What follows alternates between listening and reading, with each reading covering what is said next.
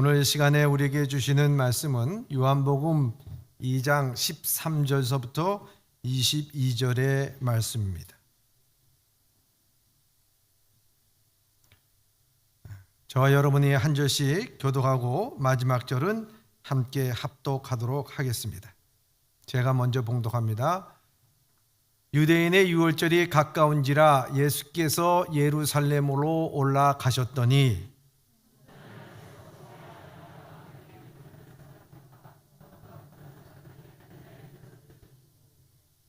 노끈으로 채찍을 만드사 양이나 소를 다 성전에서 내쫓으시고 돈 바꾸는 사람들의 돈을 쏟으시며 상을 엎으시고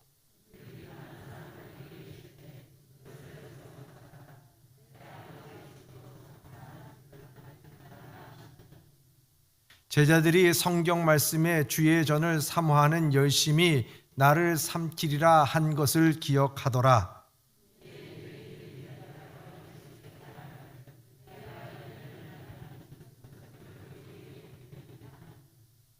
예수께서 대답하여 이르시되 너희가 이 성전을 헐라 내가 사흘 동안에 일으키리라 하더라.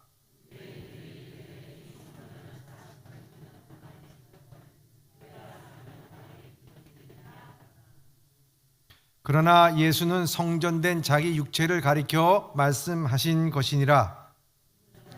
가운데서 살아나신 후에야 제자들이 이 말씀하신 것을 기억하고 성경과 예수께서 하신 말씀을 믿더라. 아멘.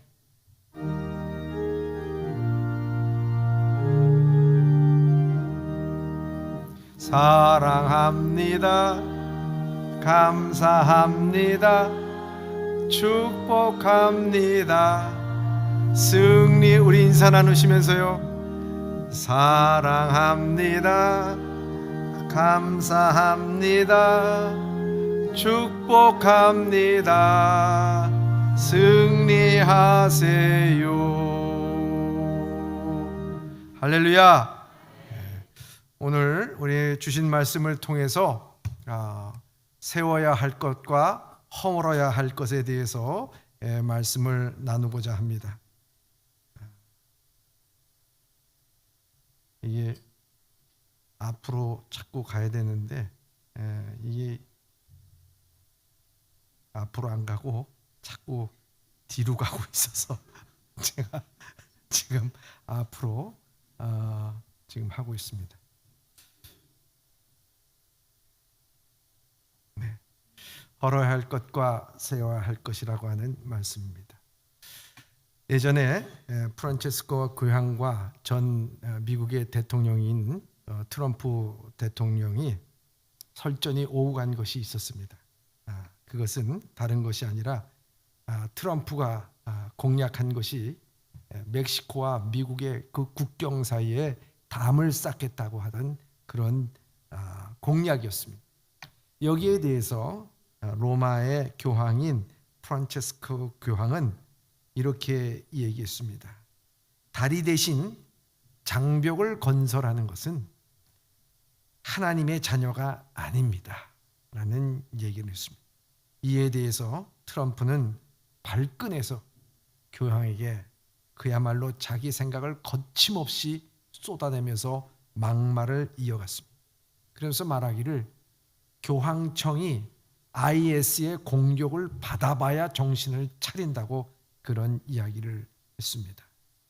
사실 이 지금 미국과 멕시코의 321km에 걸쳐서 이 장벽이 지금 쳐져 있습니다.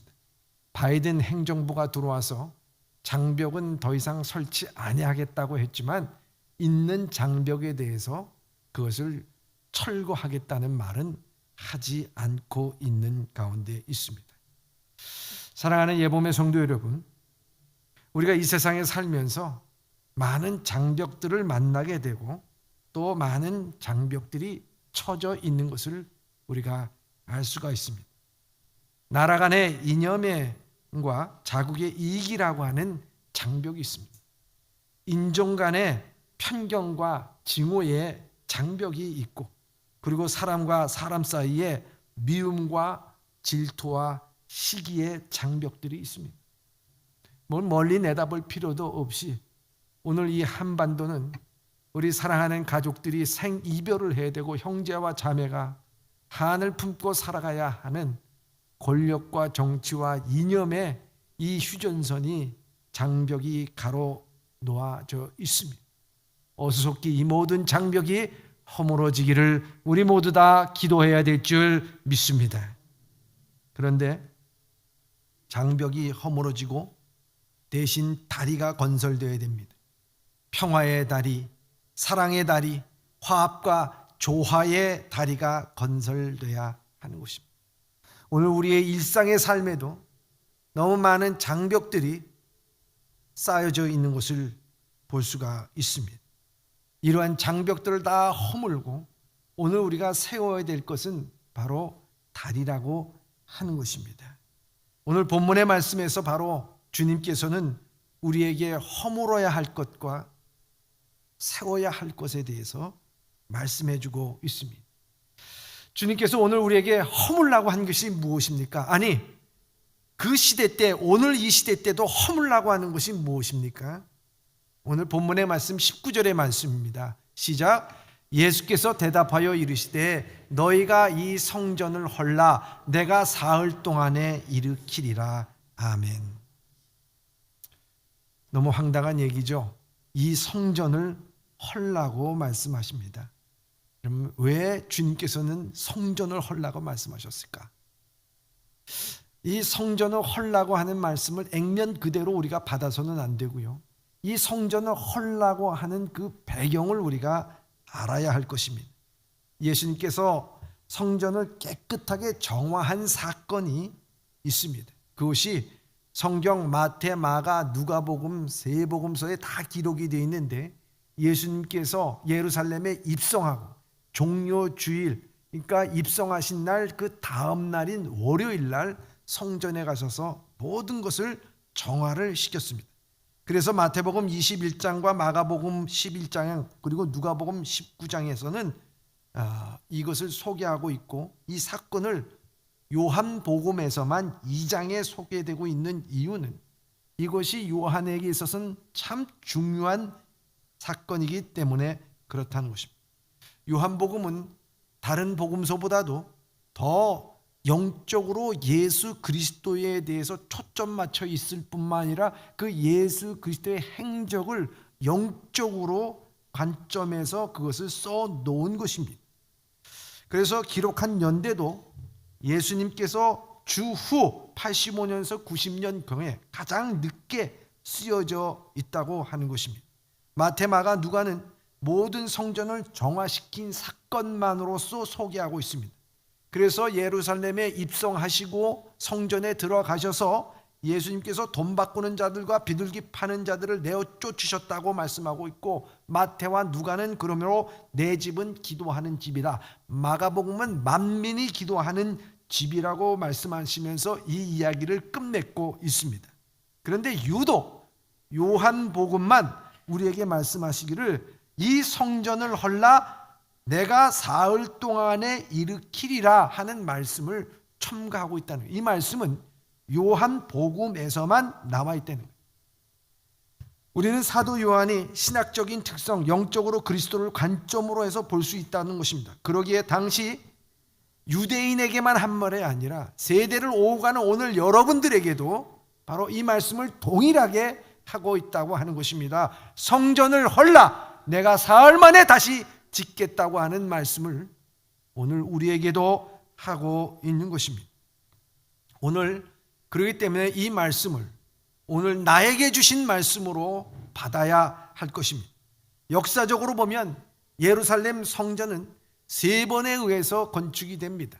솔로몬에 의해서 출애굽한 후에 480년경에 솔로몬에 의해서 정말 아름답고 7년 동안에 걸쳐서 이 성전이 건축이 됩니다. 나무는 레바논의 백향목으로 청도는 아라비아에서 솔로몬의 동강 재련소를 만들었고 금과 상아는 저 멀리 남쪽에서 가져왔습니다. 수만 명이 동원된 이 공사는 엄청난 공사였습니다. 솔로몬의 성전은 대단히 화려한 성전이었습니다. 성전 현관, 성소, 지성소로 이루어졌는데 현관은 성전 내부로 통하는 입구고 성소의 길이는 18m, 폭은 9m, 높이는 14m였습니다.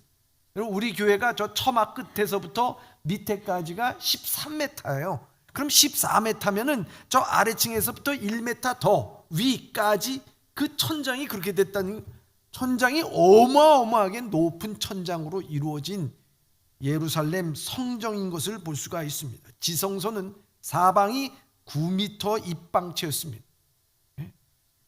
이 한 평이 1.5 아니겠습니까? 근데 9평방미터로 이루어져 있다 하는 것입니다. 사면의 돌벽은 금이 박힌 백향목으로 둘러싸여 있고 성전 내부는 12개의 황금 등대 12개의 진설병 분향단이 있었습니다. 그리고 지성소 내부에는 황금으로 입힌 언약궤가 있었습니다. 지성소 내부에 사용된 순금만으로도 오늘날 돈으로 환산하면 약 2천만 불이 된다고 합니다. 못도 금으로 사용했고 사방에 보석으로 장식했습니다. 그러나 이 화려했던 솔로몬의 성전도 아수르 나라와 바벨론 나라에 의해서 완전히 파괴가 되어버리고 맙니다. 하나님은 이렇게 아름답게 진 성전을 왜 파괴를 했을까 하는 것입니다. 그러다가 예수님이 오시기 전 539년에 페르시아의 고레스 2세로 인해서 이스라엘에 귀환시켰고 이스라엘 백성들은 이 수룹바벨의 성전을 짓게 됩니다. 그리고 그 후에 또한 그것이 무너졌고 또 헤롯 시대 때 와서 46년에 걸쳐서 헤롯 성전을 짓게 됩니다. 요세푸스 사가에 의하면 화려한 성전이라고 기록되어 있습니다. 그때도 벽돌은 금으로 장식되어 있고 보석으로 치장하였고 이렇게 웅장하고 이스라엘 사람들에게 자부심을 느끼는 역사와 전통을 자랑하는 이 성전을 예수님께서는 지금 헐라고 말씀하고 있는 것입니다. 그러니 얼마나 예수님을 잡으려고 했던 사람들의 빌미가 되고 얼마나 좋겠습니까? 실제로 예수님께서 빌라도 법정에 있어서 이 빌라도가 예수 그리스도를 군중 앞에 내섰을 때도 많은 사람들이 저 사람은 성전을 헐고 사흘 만에 짓겠다고 하는 사람입니다 하면서 그를 고소하고 조롱했던 것을 볼 수가 있습니다. 왜 예수님께서는 이와 같이 성전을 헐라라고 말씀하셨을까? 아니, 역사적으로 볼 때 그렇게 화려한 솔로몬의 성전을 왜 하나님께서는 파괴를 시켜버렸을까 하는 거예요. 또 이 솔로몬의 성전뿐만 아니라 이 헤롯의 성전도 하나님께서는 돌 위에 돌 하나 남지 않도록 파괴를 시킨 것을 볼 수가 있습니다. 예수님께서는 왜 그렇게 말씀하셨을까? 거기에 대해서 오늘 우리 첫째 이렇게 말씀하고 있습니다. 첫째입니다. 시작. 형식적인 장벽을 헐어버리고 교통의 다리를 세우라는 것입니다. 그렇습니다. 그럼 형식적인 신앙의 모습으로 버리고 정말 사라지지 아니하는 영원하고 진정한 성전을 세우라고 하는 것입니다. 오늘 본문의 말씀 17절에 이렇게 말씀하고 있습니다. 시작. 제자들이 성경 말씀에 주의 전을 사모하는 열심이 나를 삼키라 한 것을 기억하더라. 아멘. 예수님께서 주의 전을 사모함이 없이 들락거리는 무리들의 형식적인 신앙을 지적하신 것입니다. 예수 그리스도는 예배하는 자의 마음의 중심을 보고 계시는 것입니다. 예수님께서 가장 싫어한 것이 무엇이냐? 형식적인 종교인의 모습입니다.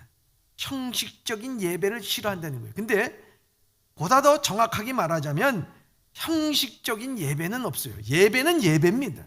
예배는 거룩한 것입니다. 예배는 하나님께서 받으시는 것입니다. 그러나 단 중요한 것은 형식적인 예배가 아니라 형식적인 예배를 드리는 자만이 있을 뿐이라는 거예요. 여러분, 그렇기 때문에 형식적으로 예배를 드리는 자를 하나님께서는 싫어한다고 하는 것입니다. 예배 자체에는 그 의미가 있습니다. 하나님께서 원하시는 것입니다. 그래서 예수님께서는 인생에 목말라 하고 있는 이 수가성 여인에게 이렇게 말씀하고 있지 않습니까? 요한복음 24장 23절 24절의 말씀입니다. 시작. 아버지께서 참되게 예배하는 자들은 영광과 진리로 예배할 때가 오나니 곧 이때라. 아버지께서는 자기에게 이렇게 예배하는 자들 찾으시느니라. 하나님은 영이시니 예배하는 자가 영과 진리로 예배할지니라. 아멘. 분명히 예수님께서는 예배 신령과 진정으로 예배를 말씀하는 것이 아니라 예수님께서는 예배하는 자들, 그리고 영과 진리로 예배하는 자들이라고 우리에게 말씀하고 있습니다. 하나님은 그렇게 형식적으로 드리는 자가 있을 때 하나님은 성전을 헐어버리는 것입니다. 그래서 말라기서 1장 10절에 보면 이렇게 되어 있습니다. 시작. 만군의 여호와가 이르노라. 너희가 내 제단 위에 헛되이 불사르지 못하게 하기 위하여 너희 중에 성전문을 닫는 자가 있었으면 좋겠도다. 아멘. 너희에게 다시요. 시작. 내가 너희를 기뻐하지 아니하며 너희가 손으로 드리는 것도 받지 아니하리라. 아멘. 형식적으로 예배를 드리는 자가 있을 때 하나님께서는 그 예배를 받으시지 않을 뿐만 아니라 그 제물도 받지 아니하신다고 말씀하고 있고, 더불어서 성전문을 닫는 자가 있었으면 좋겠다고 말씀하고 있습니다. 그 말씀은 성전을 파괴시키겠다 하는 것입니다. 하나님께서는 항상 역사 가운데 보면 형식적으로 예배를 드리는 자, 하나님을 떠난 자가 있을 때는 더 이상 이 성전이 필요 없다는 것입니다. 그래서 성전 문을 닫을 자를 하나님께서는 찾으셔서 그들로 하여금 성전 문을 닫게 만들고 파괴하게 만들었던 것입니다. 그것이 바로 역사적으로 보면은 바벨론이 그 역할을 했고 로마가 그 역할을 했다라고 하는 것입니다. 주님은 성전을 정하면서 하신 말씀이 무엇입니까? 마태복음 21장 13절에 이렇게 말씀하고 있습니다. 시작. 그들에게 이르시되 기록된 바 내 집은 기도하는 집이라 일컬음을 받았으리라 하였거늘 너희는 강도의 소굴을 만드는도다 하시니라. 아멘. 하나님의 집은 기도하는 집이라고 말씀하고 있습니다. 다시 말하자면 하나님과 소통하는 것이요 교통하는 것이라고 하는 것. 형식적인 성전은 하나님이 더 이상 원하는 것이 아닙니다. 진정으로 예수 그리스도 그 자신이 성전이 되어 그 안에 하나님의 영과 진리로 교통하는 다리가 세워져야 하는 것입니다. 그것이 바로 성전이 되어야 함을 말씀하고 있는 것입니다. 사람을 만날 때도 우리 언제 한번 밥을 한번 먹어, 이것은 진실한 대화가 아니지요. 우리는 그 진실한 대화를 나누고 교통하고 소통해야 하는 것을 우리에게 말씀하고 있는 것입니다. 우리가 드리는 우리의 예배는, 여러분들이 드리는 이 예배는 어떠한가 하는 것입니다. 오늘 우리가 드리는 예배는 참다운 기쁨과 감격, 그리고 삶의 새로운 결단과 변화가 일어나는 그런 예배입니까? 살아계신 하나님 앞에 숨길 것이 없어 죄를 고백하고 죄의 용서함으로 참 평안을 누리며 기쁨과 감격이 내 삶을 늘 흥분하게 하고 하나님과 교통하는 예배가 있습니까? 마음을 다한 예배가 되어야 하며 치유와 회복이 일어나는 예배가 되어야 되는 것입니다. 아니, 그런 예배자가 되어야 된다고 하는 것입니다. 키에르케고르는 예배를 둘로 구분하였다고 합니다. 예배를 보는 자와 예배를 드리는 자로 구분했습니다. 그래서 그 유명한 예화로서 관객과 배우의 이야기를 합니다.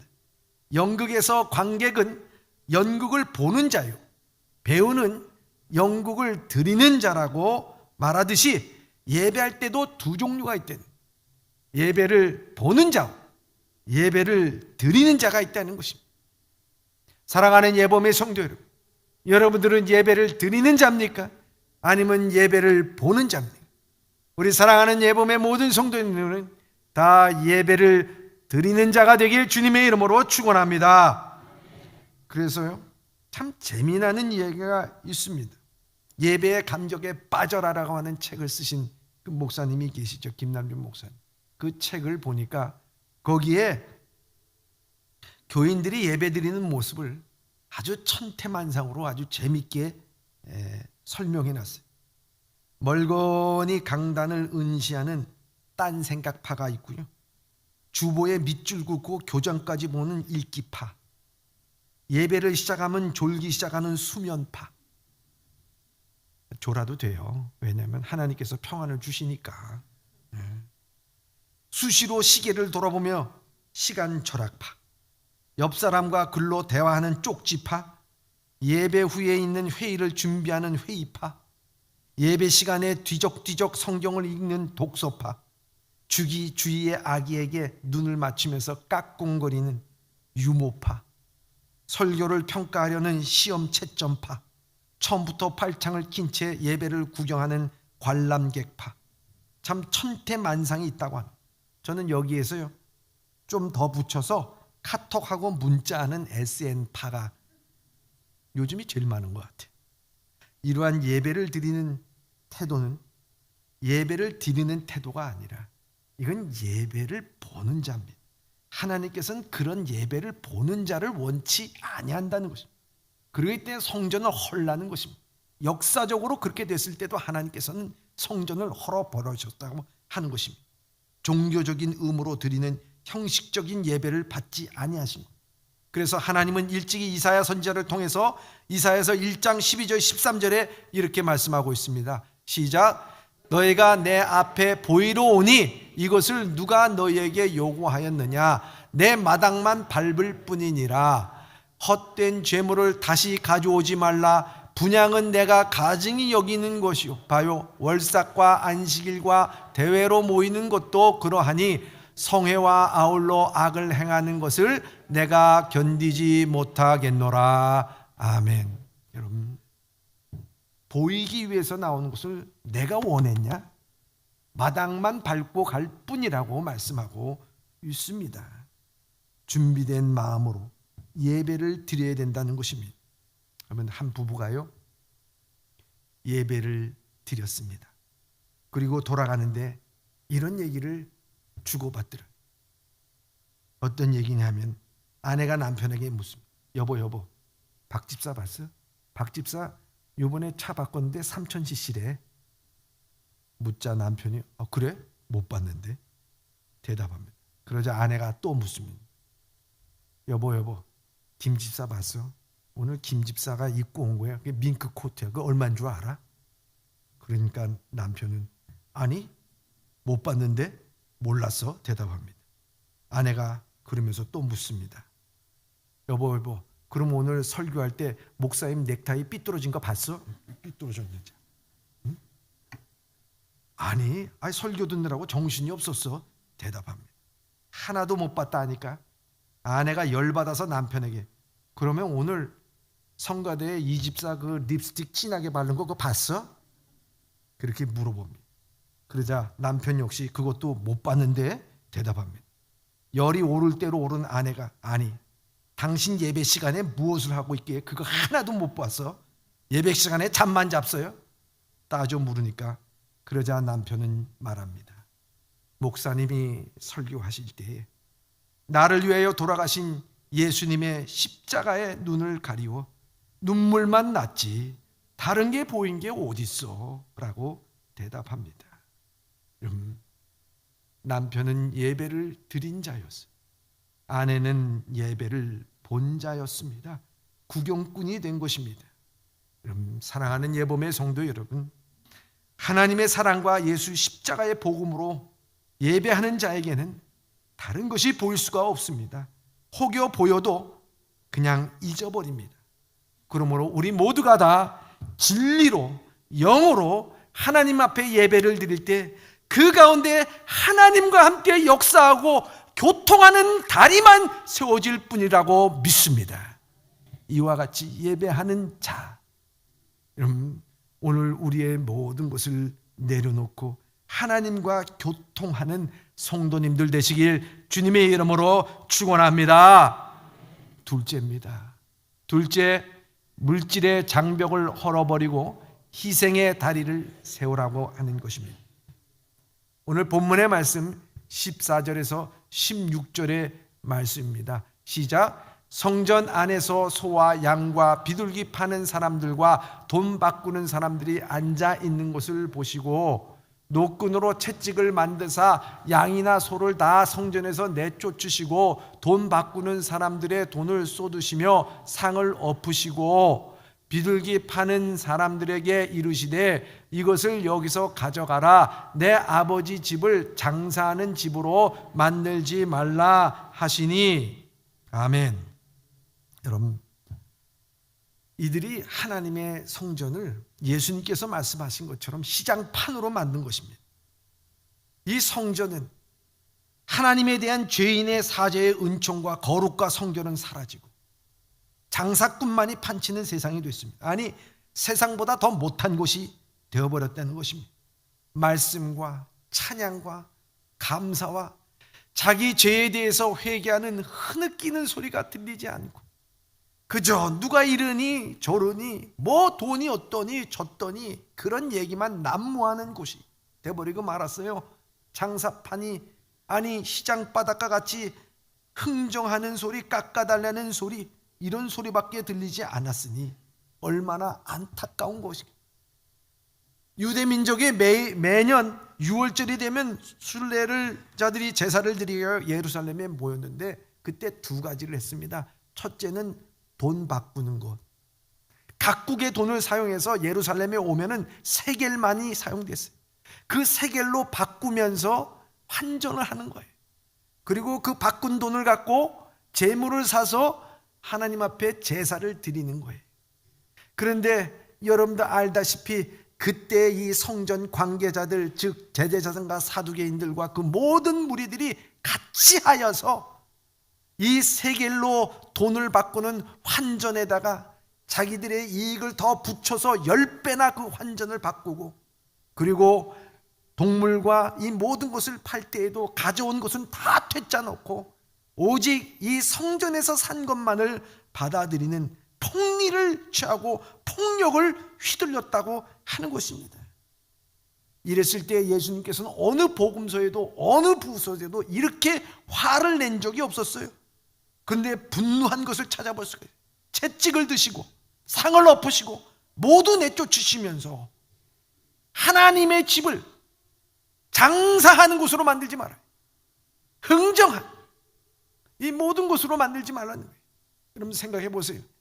주님께서 그렇게 말씀하시는 것이 무엇을 의미하는 것입니까? 하나님의 성전은 물질로서 이루어진 것이 아니라는 것입니다. 이 하나님의 성전은 하나님과 교통하는 것이요, 소통하는 것이요, 바로 우리가 희생제물을 통해서 하나님 앞에 더 가까이 가는 것이요. 그런데 어찌하여 물질이 앞서고 돈이 앞섰느냐는 거예요. 우리 교회에서 신앙생활을 하다 보면 물질이 필요하긴 하지요. 그러나 모든 일 앞에서 항상 물질을 계산하고 돈을 계산하고 교회만 오면 회비가 어떻고 헌금이 어떻고 이런 얘기를 자꾸 하게 되면요, 여러분 그것 때문에 시험을 받는다고 하면 참으로 안타까운 것이죠. 예수님께서는 뭐라고 말씀하고 있습니까? 돈이 많고 적고가 중요한 것이 아니라 과부의 2렙돈이 얼마나 중요한, 그것이 바로 부자가 그 헌금통을 꽉꽉 채우고 들어간 것보다 더 귀중한 돈이에요. 돈의 크고 적고가 아니라 자기 소유의 모든 것을 내었다는 거예요. 그것은 돈이 문제가 아니라 믿음이 앞섰고 기도가 앞섰고 정성이 앞섰고 하나님에 대한 사랑, 은혜가 앞섰기 때문이라고 하는 것입니다.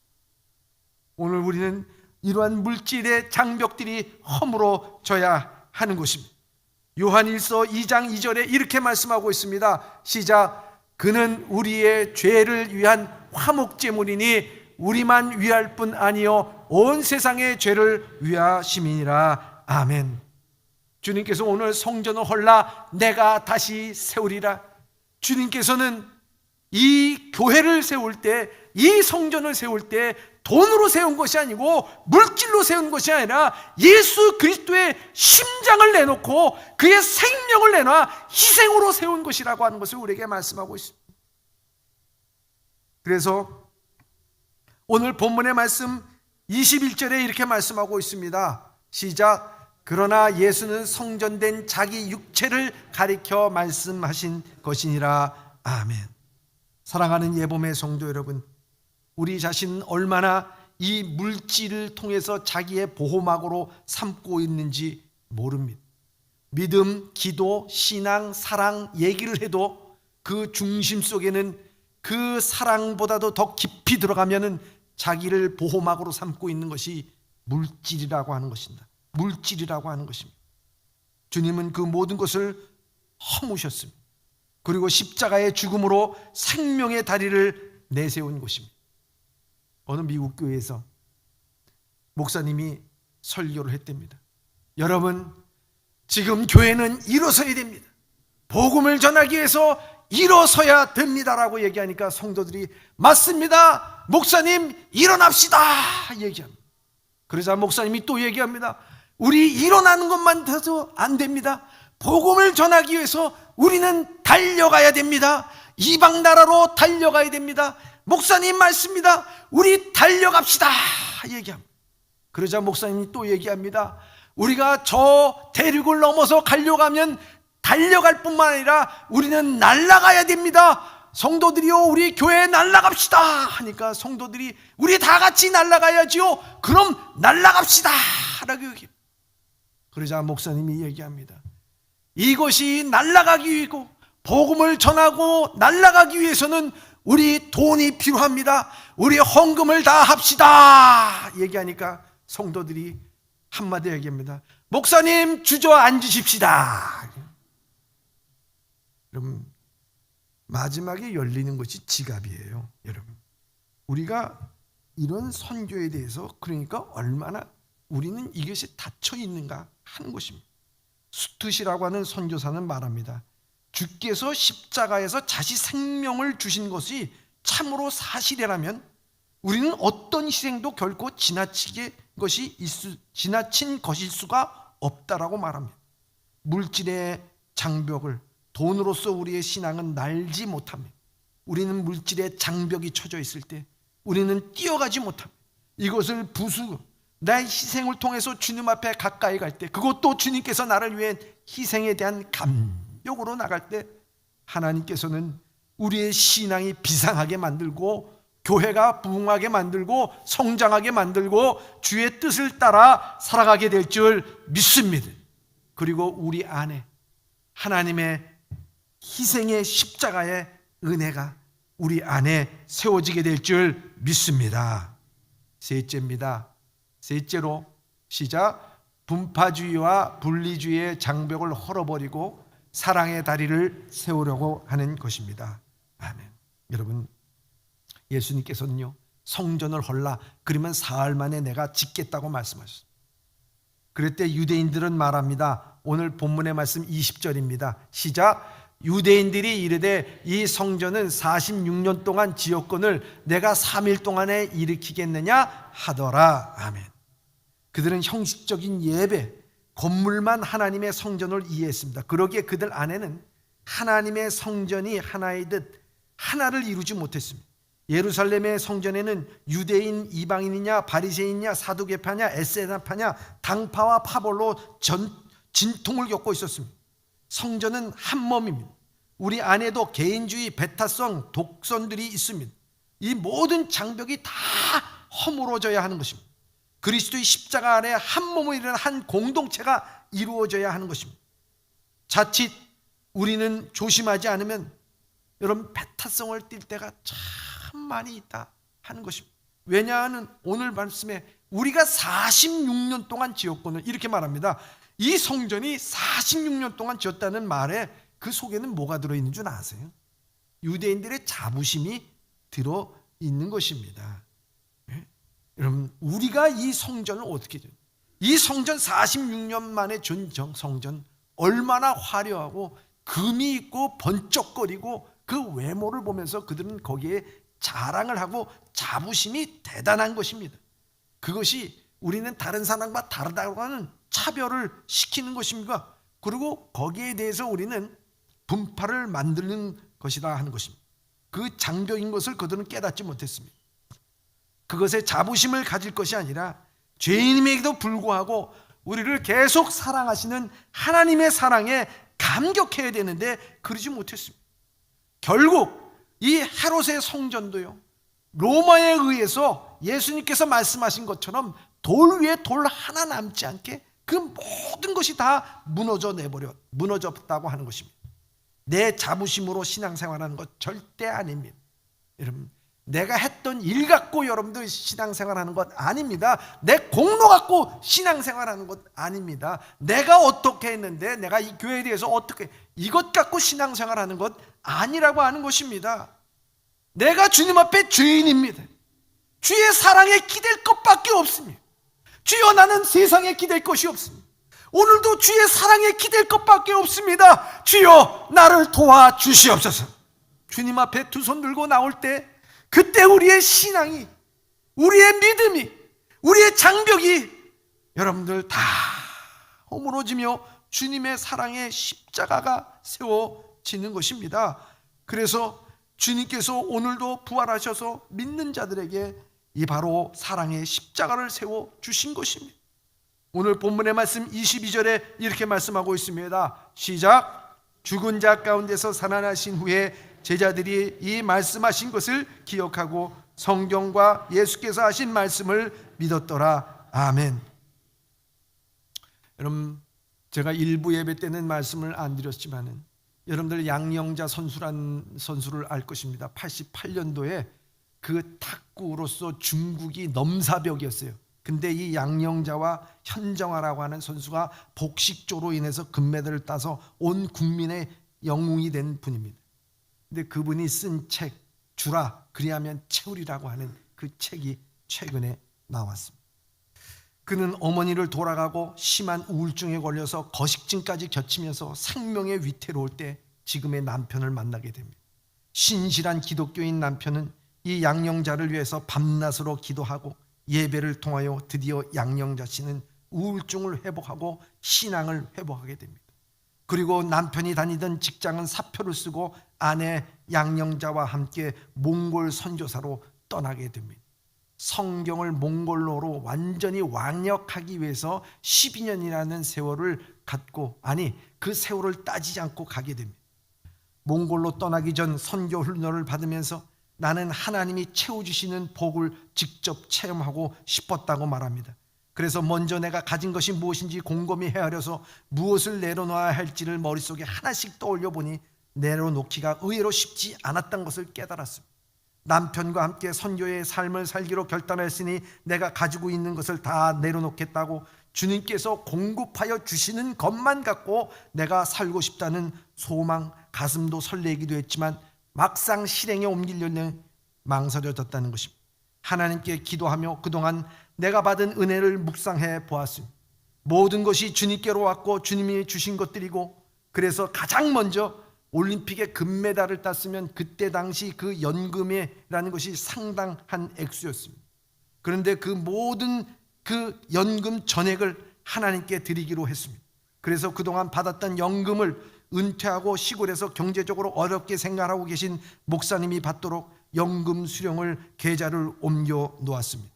그리고 내가 소유했던 모든 의지했던 재물을 미련 없이 하나님께 다 내려놓았습니다. 더 이상 내가 소유하고 의지하는 재물이 없었기에 좋든 싫든 이제는 오직 하나님께서 공급하여 주시는 것으로만 주님을 의지하며 살 수밖에 없었습니다. 그는 몽골에 떠났습니다. 그리고 몽골 수도인 울란바토르에서 차로 10시간 떨어지는 생사드라고 하는 곳에 갔습니다. 거기 가니까 현지인 2명과 함께 교회를 세우게 됐습니다. 기독교 복음화 제로였던 몽골이었습니다. 현재는 280만 명 중에 2.5%가 예수를 영접했다고 합니다. 양 선교사의 부부는 2년간 몽골어를 익히며 수도 울란바토르에서 450km 떨어진 고비 사약 생산들에 가서 정착하기 시작했습니다. 아이들에게 탁구를 가르치고 복음을 전했습니다. 사역에 어려움이 많고 약속이 없이 아무 때나 집에 불쑥불쑥 찾아오는 공산국가라 내 것 없이 소유권 없는 몽골인들과 문화적인 차이가 있었습니다. 한참 사역 중에는 2000년에는 그 바이러스가 몸에 들어와서 턱이 돌아가고 몸이 비틀려지는 그러한 일들이 있었지만은 그것도 기도로서 모든 것을 인내하면서 다시 회복하게 됐습니다. 그런데 가장 마음이 아픈 것은 거기에 아이들을 교육할 기간이 아무것도 없었다는 것입니다. 두 딸과 함께 갔는데 교육할 수 있는 아무것도 없었다는 거예요. 그래서 WEC 국제선교회 홈페이지에 자녀에 대한 그 교육에 관하여 기도 제목을 올렸다는 거예요. 그런데 얼마 후에 한 외국인 여성이 교과서를 들고 양선교사 사역지로 찾아왔다는 거예요. 그분은 다름 아닌 9년간 초등학교 교사로의 경력을 지닌 교육전문가 로즈메리 우드라고 하는 영국 사람이었습니다. 그 영국 사람이 와서 3년간 또한 홈스쿨링을 담당해 주었습니다. 뿐만 아니라 그 다음에는 다른 선교사가 와서 가르쳐주고 그 다음에는 한국 선교사가 와서 가르쳐주고, 그래서 아이들이 훌륭하게 성장해서 이제 선교 사역을 다 마치고 성경으로 몽골어로 다 완벽하게 다 출간된 후에 이제 본국으로 돌아왔습니다. 아무것도 없었던 사람이 본국으로 돌아갈 때도 아무것도 없었어. 그때 또 하나님께서는 그에게 안양시청에 또 탁구 지도자로 세워주시고 또한 탁구를 통해서 하나님께서 귀한 사역을 맡겨주셨습니다. 근데 그는 거기에서 만족한 것이 아니라 다시 준비하여 몽골로 떠나고자 합니다 하면서 주라 그리하면 채워주시리라고 하는 그 책을 통해서 우리에게 간증을 하고 있는 것입니다. 사랑하는 예봄의 성도 여러분, 그렇습니다. 오늘 우리의 삶 가운데 물질의 장벽이 있습니까? 평공과 증오의 장벽이 있습니까? 여러분들 내 삶 가운데 무슨 장벽이 있습니까? 여러분 그걸 장벽을 하나님의 은혜 가운데 다 허물 때에 거기에 사랑의 다리가 놓여지게 되고 복음의 이 다리가 놓여질 뿐만 아니라 하나님 나라의 영광의 다리가 놓여지게 될 줄 믿습니다. 주님께서는 이것을 위해서 이 성전을 헐라 그러면 내가 사흘 만에 짓겠다고 하신 십자가의 사랑을 우리에게 보여주신 것입니다. 사랑하는 예봄의 성도 여러분, 오늘 여러분들이 주님 앞에 나가기에 여러분들이 맡고 있는 장벽들이 무엇입니까? 자존심입니까? 물질입니까? 상처입니까? 과거의 일입니까? 여러분 다 무너뜨릴 때 하나님께서는 사랑의 다리를, 여러분들의 평강의 다리를, 평안의 다리를, 여러분들에게 비전과 꿈의 다리를, 소망의 다리를 세우실 수 있는 여러분들 되시길 주님의 이름으로 축원합니다. 기도하겠습니다.